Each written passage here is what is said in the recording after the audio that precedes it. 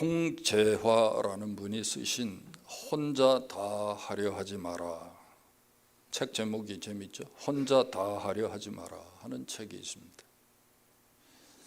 이 책의 내용이 뭐냐면 인생이라는 게 언제나 문제와 난관이 있다는 거예요.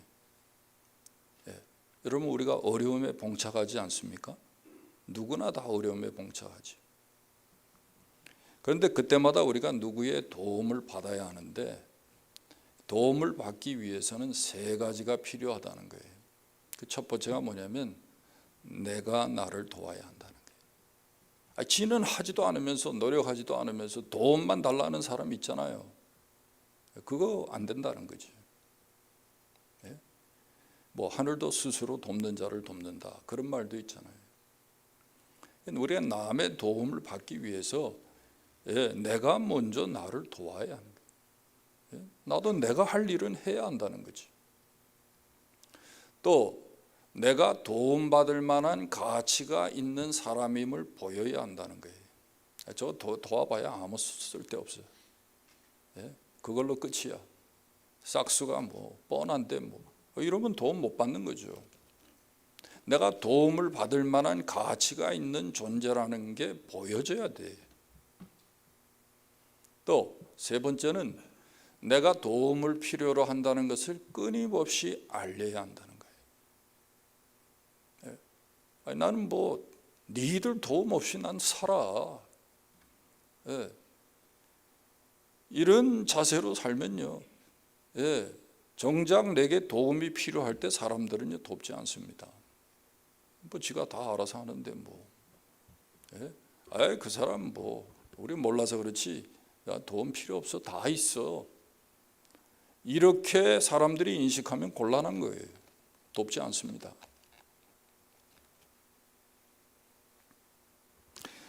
여러분, 오늘 본문에 보면 이 유다의 히스기야 왕이 나이가 39살이 됐을 때 죽을 병에 걸려요. 이 병이 뭐냐? 거기 보면 7절에 무화과 반죽을 붙여가지고 병이 났다 그래가지고 어떤 분들은 피부암이다, 또 뭐 이렇게 얘기를 합니다. 근데 그건 뭐 모르겠고, 어쨌든 지금요 아수르가 침공해가지고 나라가 아주 풍전등화에 아주 위기에 있는 거예요. 그 와중에 뭐 이 스트레스 때문에 그랬는지 이 왕이 이 죽을 병에 걸렸어요. 19장 20장 나눠져 있지만은 19장 사건이 끝난 다음에 20장 사건이 발생한 게 아니고 그 와중에 이게 병을 얻은 겁니다. 근데 성경이 보니까 하나님이 이 히스기야 왕을 긍휼히 여기셔가지고 이 병이 치유가 돼요. 뿐만 아니라 15년 생명을 연장하시는, 하나님이 그를 긍휼히 여기셔서 생명이 15년 연장되는 그런 은혜를 입게 됩니다. 이게 오늘 본문의 내용이에요. 근데 성경을 보면요, 열왕기하 18장에서 20장 또는 역대하 29장에서 32장이 이 히스기야 왕에 대한 기록이 거기에 쭉 기록되어 있어요.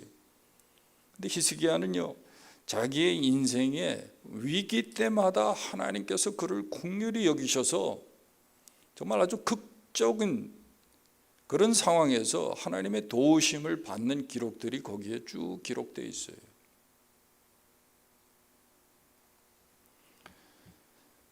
그래서 이 아수르 이 산헤립이 예루살렘과 유다를 침공했을 때 18만 5천 명의 군사를 이끌고 왔잖아요.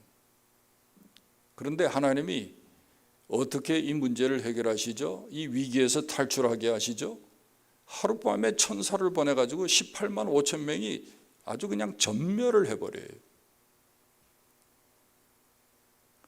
그런 사건들이 이 히스기야 왕의 시대에 일어납니다.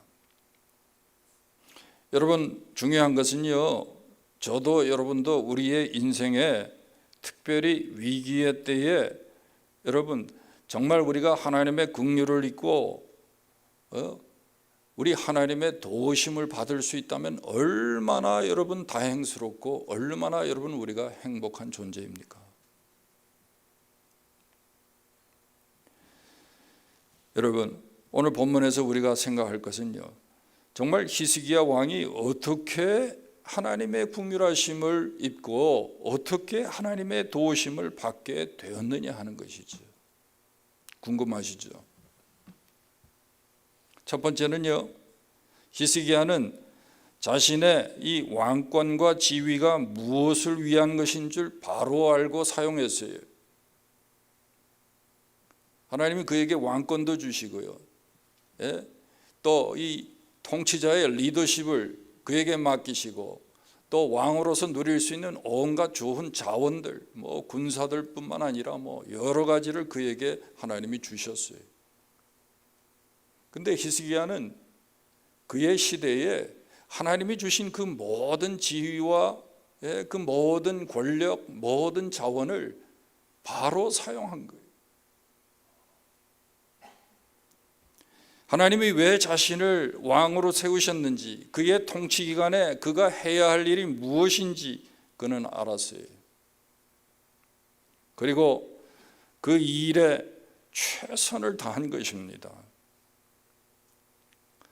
여러분 5절에 보시면요, 이런 말씀이 있어요. 너는 돌아가서 내 백성의 주권자 히스기야에게 이르기를, 왕의 조상 다윗의 하나님 여호와의 말씀이 내가 네 기도를 들었고 네 눈물을 보았노라. 내 백성의 주권자 히스기야. 이게 지금 이사야가 하나님께로부터 들은 말씀이죠. 근데 하나님이 히스기야를 뭐라 그러냐면 내 백성의 주권자라는 거예요. 근데 이 표현은요, 사무엘하 7장에 보면 하나님께서 다윗 왕을 칭할 때에 그렇게 칭했어요. 다윗은 내 백성의 주권자다. 이게 무슨 뜻입니까? 이건요, 이스라엘 백성은 하나님과의 언약 관계를 맺은 백성이에요. 하나님의 언약 백성이에요. 이 언약의 내용이 뭡니까? 하나님이 이스라엘의 왕이 되시고 통치자가 되시고 이스라엘은 하나님의 백성이라는 거예요. 그러면 다윗 왕 히스기야에게 내 백성의 주관자라고 할 때 그 뜻이 뭡니까? 그는 이스라엘의 참 왕이신 여호와 하나님을 대신하는 통치자. 참 왕은 하나님이신데 그 하나님을 대신해서 하나님의 백성을 책임지고 다스리는 통치자라는 말이에요. 중요한 거는요, 히스기야가 자기가 하나님의 이 언약 관계 속에서 맡은 책임이 뭔지, 역할이 뭔지 바로 알았다는 거예요.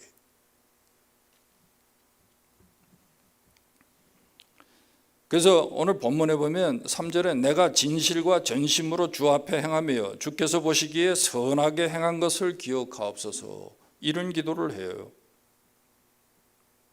이거는 히스기야 왕 자신이 하나님 앞에 고백하면서 기도하는 거죠. 호소하는 거죠.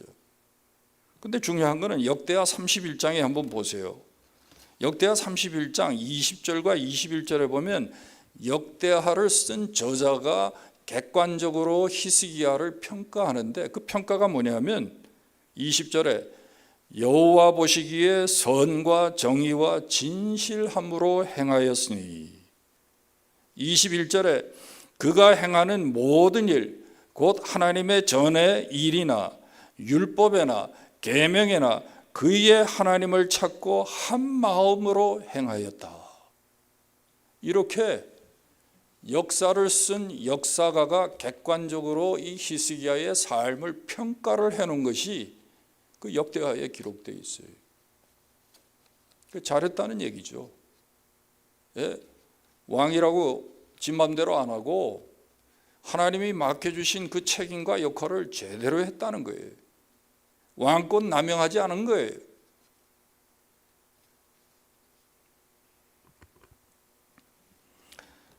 그래서 성경학자들은 여기 선과 정의, 아주 선과 정의로 행했다, 진실함으로 행했다 할 때 이 선과 정의로 행했다는 게 뭐냐?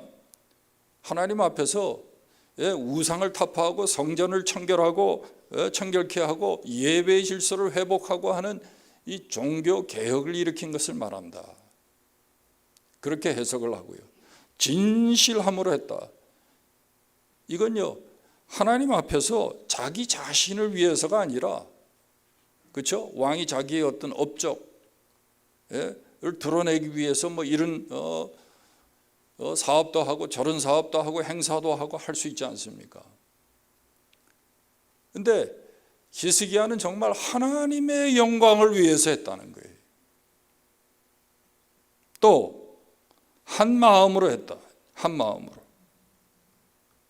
이건요, 그가 얼마나 하나님께서 맡겨준 그 일에 자신의 열정과 자신의 그 노력을 다 투자해서 했느냐 하는 것을 말하는 표현이다. 그런 해석을 해요. 여러분 보세요. 요즘에 요즘이 아니죠. 벌써 몇 번째입니까? 대한민국 대통령들이 대통령만 임기만 끝나면 다 감옥으로 가요. 왜 그렇게 됐을까? 어떤 분들은 정치 보복이다. 근데 여러분, 정치 보복성도 있겠지만 대부분이 보세요. 자신의 대통령으로서의 권한과 임기 때 자기가 누릴 수 있는 모든 여러분 권한 이런 국가적인 자원을요, 자기가 남용했든지 아니면 배임했든지 잘못된 곳에 잘못된 사람을 쓴다든지 이런 부정이 있었기 때문에 그래서 사실은 감옥에 간 거죠. 근데 히스기야는 그렇게 안 했다는 거예요. 여러분, 사람이 권력이 생기고 어떤 위치에 올라가게 되면 정말 그렇게 되기가 쉬워요.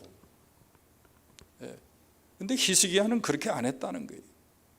자신의 왕의 지위와 하나님이 주신 그 권한이 무엇을 위한 것인지 알았다는 거예요. 그걸요, 하나님의 영광을 위해서, 하나님 나라 백성들을 위해서 사용했다는 거예요. 제가 요즘 손흥민 때문에 조금 열받고 있는데,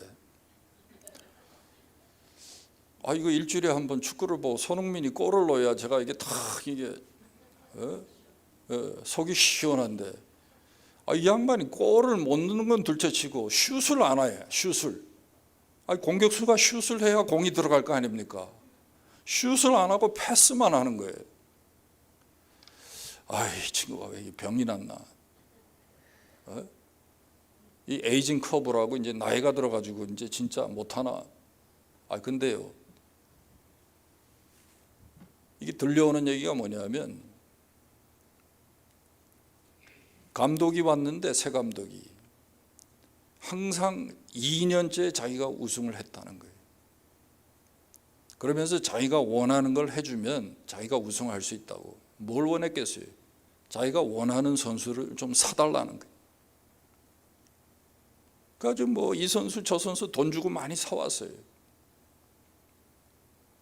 그러니까 이 감독이라는 친구가 자기가 얼마나 안목이 있는지, 자기가 데려온 선수가 얼마나 괜찮은 선수인지를 증명하기 위해서 손흥민 보고 패스만 하고 자기가 데려온 선수가 슛하게 그렇게 자꾸만 지시하고 전술도 그렇게만 한다는 거예요.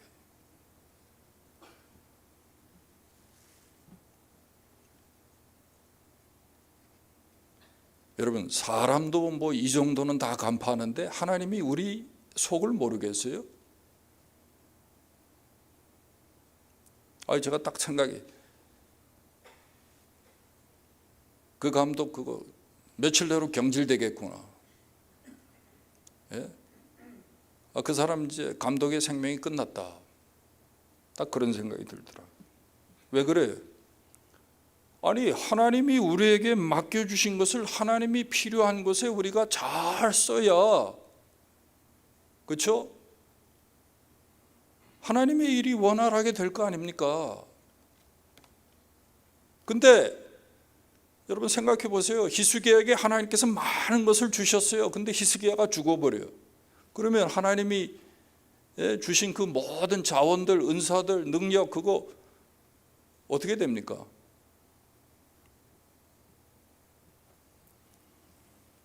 그래서 하나님이 주신 것들의 유통기한을 늘리기 위해서라도 히스기야에게 하나님이 생명을 연장할 수밖에 없었다. 저는 그런 생각을 했어요. 동의하십니까? 집에 가서 또 아멘 하지 마시고.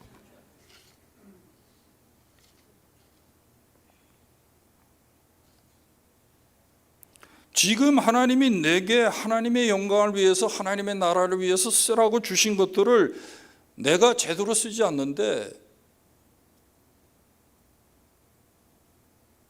하나님이 뭐 내 소원을 이루어 주시고 건강을 주시고 무슨 뭐 생명을 연장해 주실 필요가 뭐가 있어요?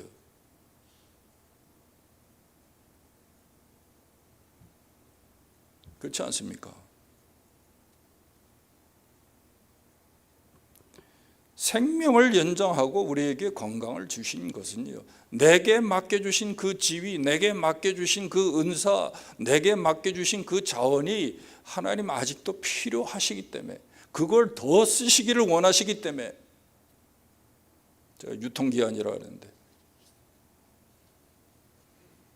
그거 남아있으니까, 유통기한이 남아있으니까 쓰시기 위해서 내 생명도 연장하는 거죠. 근데 내가 그걸 내 마음대로 남용하고 낭비하고 배임하고 내 쓰고 싶은 데 쓰고, 하나님 어떻게 정리할까요? 이거부터 내가 제거해야 되겠구나. 이거부터 내가 갈아야겠구나. 그렇게 생각 안 하시겠어요? 뭐 누구는 자꾸 뭐 하나님께서 맡겨주신 거 쓰지 않으면 다 거두어 가신다 그러는데 그건 둘째고, 못하러 두 번 일해요. 한 번만 딱 일하면 되지. 감독만 경질하면 되지.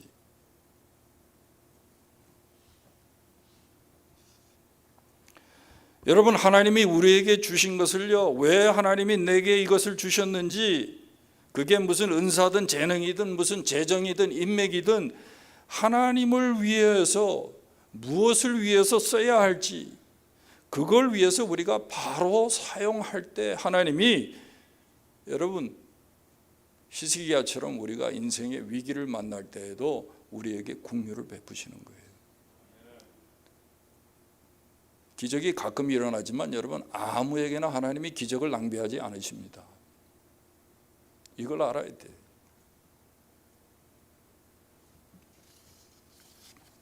두 번째, 왜 하나님께서 히스기야는 인생의 위기에서 그를 도우셨는가?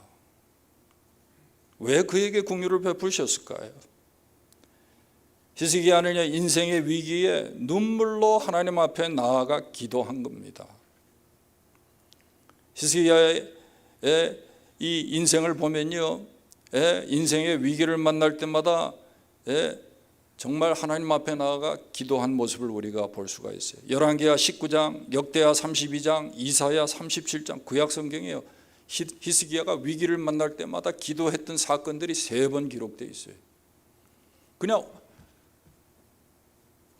한 번 엄청난 사건이 벌어졌을 때 죽게 됐으니까 기도한 게 아니에요. 위기 때마다 기도한 거예요.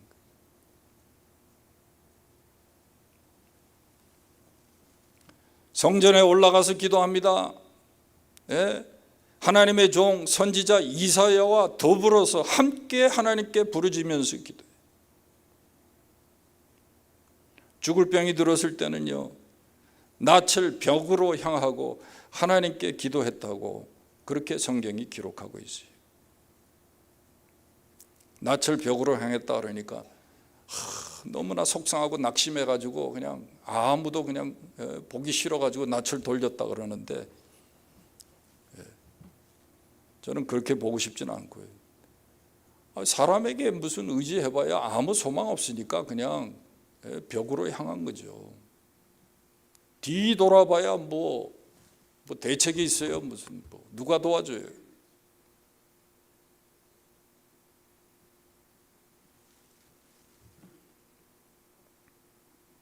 15년 생명을 더 연장해줘.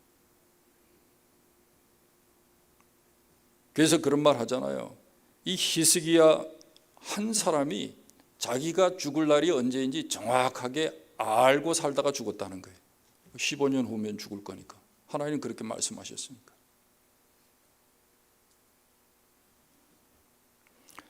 앞에서도 말씀드렸어요. 저나 여러분, 우리 모두는 인생에서 위기를 만나고 역경을 당합니다. 그때마다 정말 우리가 하나님의 긍휼하심을 입고 도우심을 받는 그런 사람이 되기 위해서는 그 위기의 때에 하나님 앞에 나아가 기도할 줄 알아야 돼. 히스기야가 위기의 때 어떻게 기도했습니까? 평소에 하던 대로 기도한 게 아닙니다. 앞에서도 말씀드렸잖아요. 낯을 벽으로 향하고 통곡하면서 기도했다고 2절과 3절에 기록하고 있어요. 전적으로 하나님만 의지하고 소망하고 하나님 앞에 나아가 기도하는 거예요. 여기 2절 3절에 보면 히스기야가 내가 선하게 행한 것을 기억하옵소서 하면서 심히 통곡하며 기도한다 그럴 때요, 그냥 기도한 게 아니라 히브리 말에 아나라는 말이 원문 성경에 있는데 이건 감탄사예요. 하나님 앞에 가서요, 매달려서 아주 탄식하면서 신음하면서 그렇게 기도했다는 거예요. 그 간절히 기도했다는 것이 이 아나라는 감탄사에 그대로 담겨 있는 거예요.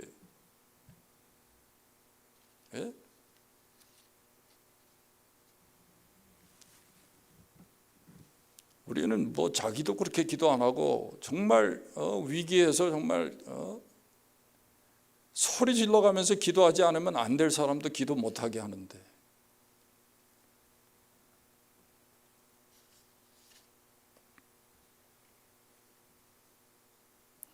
여러분, 우리가 인생의 위기를 만났습니까? 전적으로 하나님만 바라고 그분의 긍휼하심을 구할 때인 줄 믿으시기 바랍니다. 그렇게 기도해야 정말 우리가 하나님의 사심을 경험하고요, 그의 능력을 우리가 경험할 수가 있는 것입니다. 히스기야는 자신의 병이 치유되었을 뿐만 아니라 하나님이 표징을 주시죠. 표징, 증표를. 해그림자가 10도 뒤로 물러가요. 하나님 반드시 기도에 응답하신다는 증표를 주신 거예요. 이건 히스기야에게만 보여준 증표가 아니고 오늘 예수 믿는 하나님의 백성된 저와 여러분에게 증표를 주신 거예요. 기도하면 내가 반드시 응답하신다는 증표예요. 해그림자를 10도 물러가게 할 만큼 하나님 확실한 기도의 응답을 약속하신 거란 말이에요. 그런데 기도 안 하거든.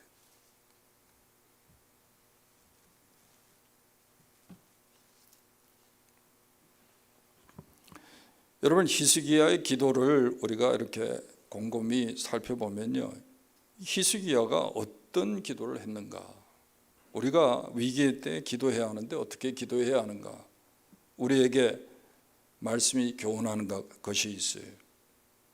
그 첫 번째는요, 눈물의 기도였어요. 통곡하면서 하는 눈물의 기도였단 말이에요. 눈물이 뭡니까? 눈물에 이게 감정이 담겨 있잖아요. 진실함, 그죠? 간절함, 이게 여러분 눈물에 담겨 있지 않습니까? 우리 한국 남자들은 울면 안 된다 그래가지고 눈물에 대해서 아주 부정적으로 생각하는데, 안 되긴 뭐가 안 돼요. 안 울어서 문제라니까. 눈물이 다 말라버려가지고 문제라니까. 하나님이 얼마나 우리의 눈물을 귀히 보시는지 몰라요. 다윗은 하나님의 마음에 합한 사람이라 그랬잖아요. 하나님의 마음에 맞는 사람이라 그랬어요. 그래서 다윗이 시편 6편 6절에 기도의 시를 썼는데 뭐라고 기도의 시를 썼냐면, 내가 탄식함으로 밤마다 눈물로 내 침상을 띄우며 내 요를 적시나이다. 이게 눈물이 이게 수치스러운 것이고 부끄러운 것이고 나쁜 것이면 왜 눈물로 이불을 적신다는 얘기를 했어요? 뭐 오줌 쌌어?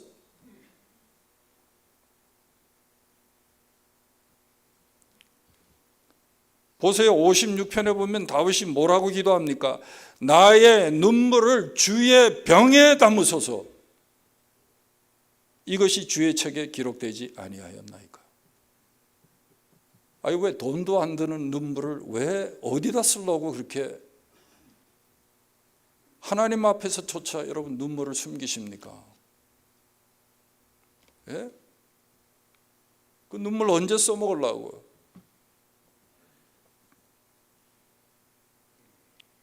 영국의 유명한 스폴튼 목사님은 뭐라고 얘기를 하냐면 There is no coming to heaven with dry eyes 그랬어요. 눈물 없이는 마른 눈을 가지고는 절대로 천국에 올 수 없다 그랬어요. There is no coming to heaven with the dry eyes.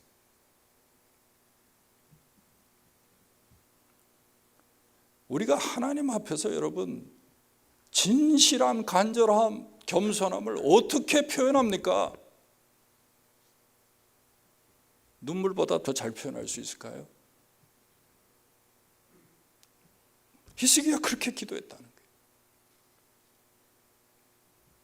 얼마나 하나님의 사람들이 여러분 많이 울었으면 계시록 21장에 보니까 천국을 묘사하면서 뭐라 그러냐면 모든 눈물을 그때 닦아주신다 그래요. 예수를 위해서도 교회를 위해서도 내 자신을 위해서도 한 번 울어보지 못한 사람이 천국에 갈 수 있을까요?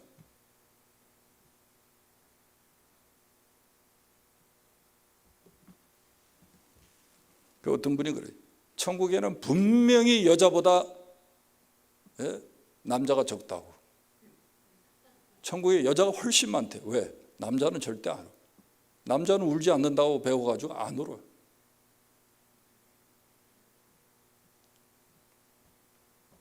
중요한 건요, 많이 우는 사람이 더 오래 삽니다. 그래서 여자가 더 오래 산대요. 왜? 울 때마다 카타르시스가 일어나가지고 스트레스가 다 풀려서 암에 안 걸린대.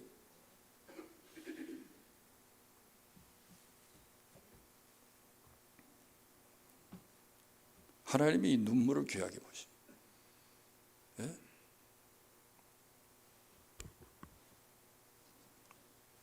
난 경건이 뭔지 모르겠어요. 예? 왜 우리가 눈물을요? 예? 왜 하나님 앞에서 왜 우리가 눈물 흘리는 것을 부끄러워합니까?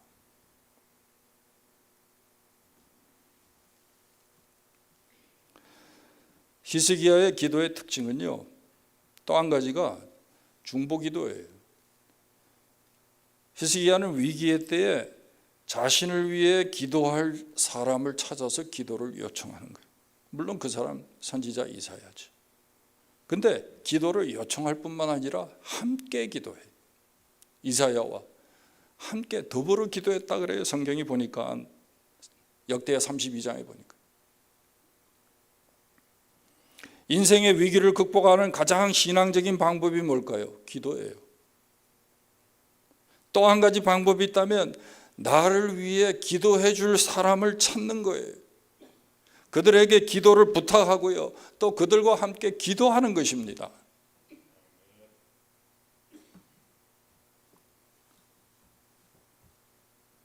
여러분 부모님 살아계세요? 그분들은 여러분을 위해서 눈물로 기도할 분들이에요. 양친 다 돌아가셨어요? 네. 부지런히 여러분을 위해서 기도할 분을 찾으시기 바랍니다. 네?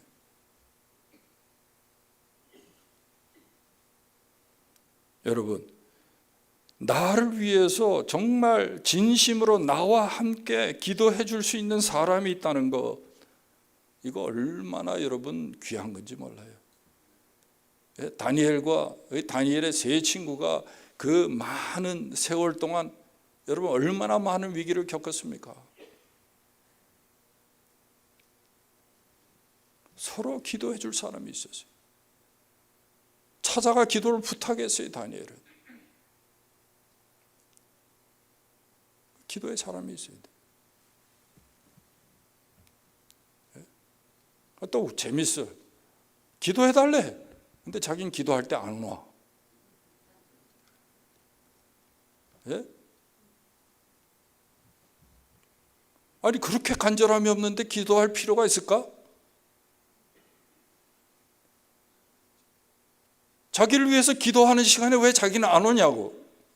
정말 아파서 뭐 움직일 수 없어서 못 오는 거 얘기하는 게 아니에요.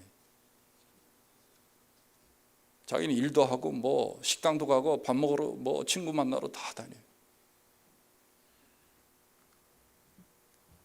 함께 기도합니다.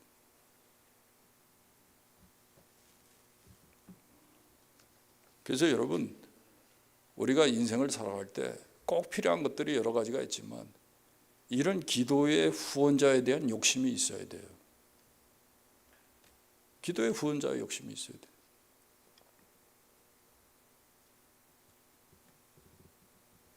말씀을 맺습니다. 지금 뭐 경제 공황이 온다, 위기가 곧 닥친다 그래요. 저도 그렇게 생각을 합니다. 심상치가 않아요. 근데 여러분 무엇이 진짜 위기입니까? 무엇이 진짜 여러분 언제가 진짜 여러분 위기가 닥친 것입니까?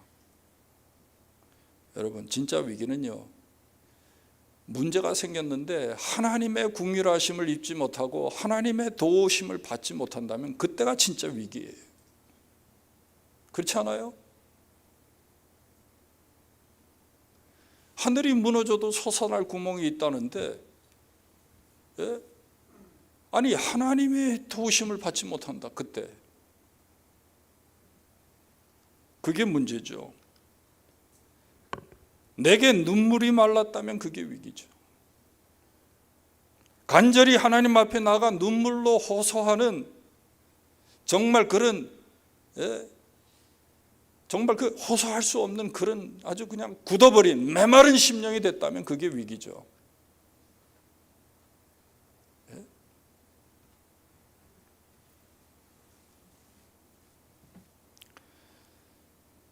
정말 힘들고 어려운데 누구도 해결해 주지 못하는데 나를 위해서 기도해 줄 사람이 한 사람도 없다. 내가 아무 때고 연락해서 기도를 부탁할 그럴 대상이 없다. 이때가 위기죠. 위기 아닙니까?